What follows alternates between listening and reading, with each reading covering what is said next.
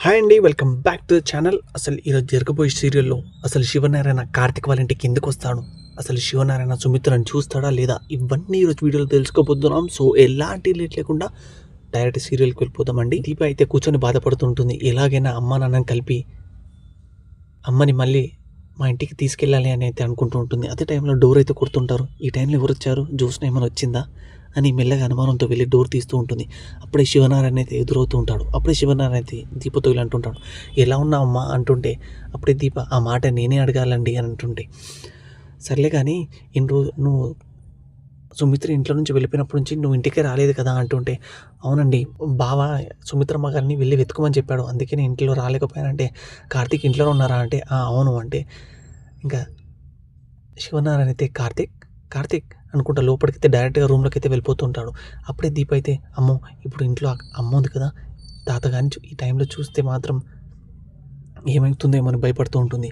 కార్తీక్ కార్తీక్ అని శివనారాయణ అయితే పిలుస్తూ ఉంటాడు. ఇంతకీ కార్తీక్ అయితే రాడు. అదే టైంలో దీపతో ఇలా అంటుంటాడు, శౌర్య వెళ్ళిపోయింది అమ్మ స్కూల్కి అంటే అవునండి వెళ్ళిపోయింది అని అంటూ ఉంటుంది. ఇంకా అదే టైంలో కార్తీక్ కార్తీక్ అని మెల్లగా సుమిత్ర ఉన్న రూమ్కి ఎత్తి శివనారాయణ వెళ్తుంటే, అదే టైంలో వెనకాల ఒక్కసారిగా కార్తీక్ వచ్చి తాతయ్య నేను ఇక్కడే ఉన్నాను అంటుంటాడు. అదే టైంలో శివనారాయణ అయితే హాల్లోకి వచ్చి ఏమ్మా కార్తీక్ రూమ్లో లేదని చెప్పొచ్చు కదా అంటుంటే, అప్పుడే కార్తీక్ అయితే కంగారులో నేను తాతయ్య అని చెప్పేశాను సారీ అంటుంటే, ఏంటి కంగారులో సారీ చెప్పా, కంగారులో తాతయ్య అని చెప్పావా, కంగారులో పొరపాటు చేస్తున్నావా, పొరపాటుతో కంగారు పడుతున్నావా అని శివనారాయణ అడుగుతుంటారు. అదే టైంలో కాంచన కూడా వచ్చి ఎప్పుడు వచ్చావు నాన్న అనేది అడుగుతుంటుంది. అదే టైంలో ఇప్పుడే వచ్చానమ్మా అని శివనారాయణ అయితే అంటుంటాడు.